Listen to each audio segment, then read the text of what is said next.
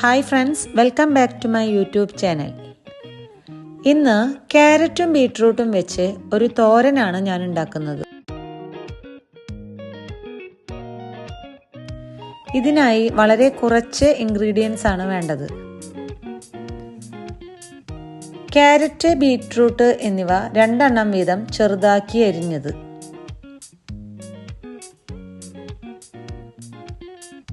3 തണ്ട് വേപ്പില,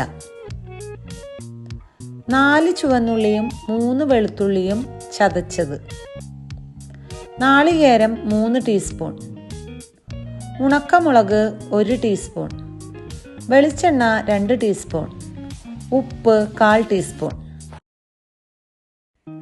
ചീനച്ചട്ടിയിൽ വെളിച്ചെണ്ണ ഒഴിച്ച് ചൂടായാൽ ചതച്ചു വെച്ച ചുവന്നുള്ളി, വെളുത്തുള്ളി, വേപ്പില എന്നിവ ഇട്ട് മൂപ്പിക്കണം. വളരെ ചെറിയ തീയിലാണ് ഇത് ചെയ്യേണ്ടത്.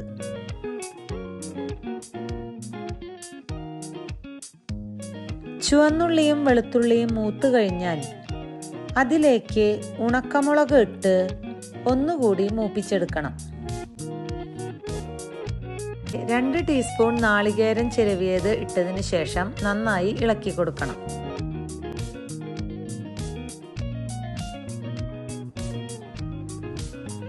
അതിലേക്ക് ക്യാരറ്റ്, ബീട്രൂട്ട് എന്നിവ ഇട്ടതിന് ശേഷം ഉപ്പ് കൂടി ചേർത്ത് അടച്ചു വെച്ച് വളരെ ചെറിയ തീയിൽ വേവിക്കണം.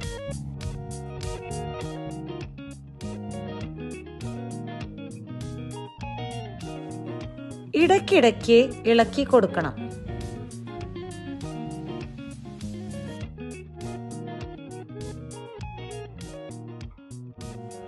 പത്ത് മിനിറ്റ് കഴിഞ്ഞാൽ സ്റ്റൗവിൽ നിന്ന് ഇറക്കി വയ്ക്കാം.